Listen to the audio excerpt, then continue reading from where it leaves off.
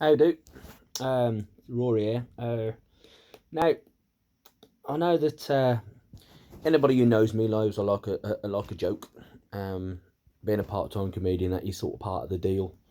To tell jokes. And anybody who ever knows me, meets me in the street or knows, has ever seen me out and about or on Facebook or whatever it is, at gigs, hopefully, knows that I like a laugh and I'm usually got a smiley face and you know, always give off positive vibes. I hope. Uh, but not always the case, and it's not something I like to make public or talk about. Generally speaking, but I think that sometimes not only is it good to tell people what you're thinking, what you're feeling. I think the best thing is not to keep stuff bottled up inside you, which over the years I've been really, really good at, to be honest. Earlier this week, I had an incident in well, it doesn't matter where. I was on a street doing my job. I parked my van half in a loading bay, half out of it, due to the fact there was a taxi driver behind. But anyway, that doesn't matter. And consequently, even though I was only gone for about a minute and a half, I got a ticket. Now, generally speaking, you think these traffic wardens are knobheads, as you know, a lot of them tend to be. Well, to be honest with you, I've met quite a few good blokes, but anyway, it doesn't matter. And women. Um, but this git gave me a ticket, so I squared up to him. So, well, not squared up to him, but I went up to him, did the usual, get a proper job and that sort of thing. And he was one of these, well, you were the one who only half parked in the loading bay, and giving me all the cobblers, some of the more hard faced ones do. Nothing I could do about the ticket. Technically speaking, he was right. I was just doing what most drivers do when they're in the wrong and having a go at the wrong person. Really, I should have just not parked there and all that. But anyway, that aside, I then, completely lost it, quite frankly. And I proceeded to, um, had nothing, I proceeded to then drive, not at massive speed, but at speed, mount the pavement in order to run him over, basically. And I didn't. So you're not, it's not a confession to a crime, but it is what happened then was I then completely lost it, screaming and shouting and crying and threatening and then not threatening and then crying and then drove around the corner, did exactly the same, crying, crying, crying. Left my wife a scary voicemail message, crying, crying, crying. And it's not the first time I've had sort of these sorts of thoughts. And although, yeah, Monday was very much the tipping point, I suppose you could say. Um, Something in my head stopped me from doing, not only ruining somebody's life, potentially killing them, but it would also ruin my life, my wife's life, my son's life, my daughter's life, my family's life, by having me basically put in prison, which is what would have happened.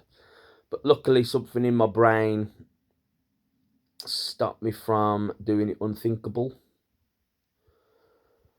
And then at that point, I didn't calm down for the rest of the day. Not really.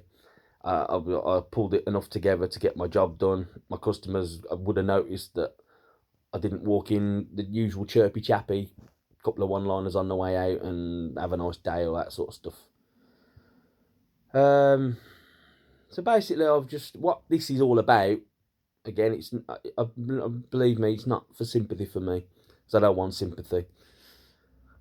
But what it is, what I realised then was that I need help, and I've gone out and I've sought it, which is what this is about. Because there's going to be people who hopefully will watch this, but I've kept for I don't know how many years kept everything bottled up inside of me that whenever anything goes wrong. I mean, it's not the first time I've lost my rag, not to the point of potential homicide, GBH with intent, or whatever it is. But you know, I've had instances of rage and temper, and then sadness, and you know, that's that sort of thing. You brush it off, thinking you're just having a bad day or whatever. But it's obvious that I needed help, and I've gone to the doctors today, and it signed off work for a bit. I've been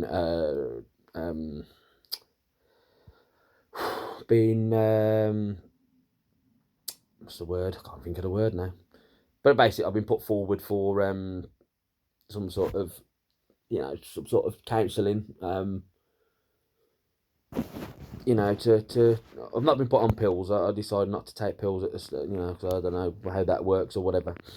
But I think basically what I'm saying is, I mean, I've you know, talked to my wife, I've talked to work, I think basically what I'm saying is, if you have these sorts of feelings yourselves, there's got to be people out there who hopefully watch this and have. It's nothing to be ashamed of, to talk to people, nothing to be ashamed of, crying in front of people. Just if you've got anything in your head that might cause you to do or have the same thoughts that I had on Monday, which scared the shite out of me, I'll be honest with you. I mean, you know, what could have happened? I've relived that minute or 30 seconds of my life that could have ruined it for a lot of people. So if you're having the sort of feelings I have, don't bottle them up. Talk to somebody about it. Simple as that. Because you can't. Sometimes some things you can't sort out yourself, I think. And that's it, really. Hopefully, this is the road to me sorting myself out, and those sorts of episodes, those sorts of thoughts might never happen to me ever again. And if it stops, you know, it's a cliche, but if it refer, that's the word I was thinking of earlier, refer, that's it. But if what I say stops one person or helps one person, hopefully more, then brill. And I'm going to go back to being what people know me as being. But listen, if you have watched this, I hope it helps. Sorry to go on. Love ya. Try.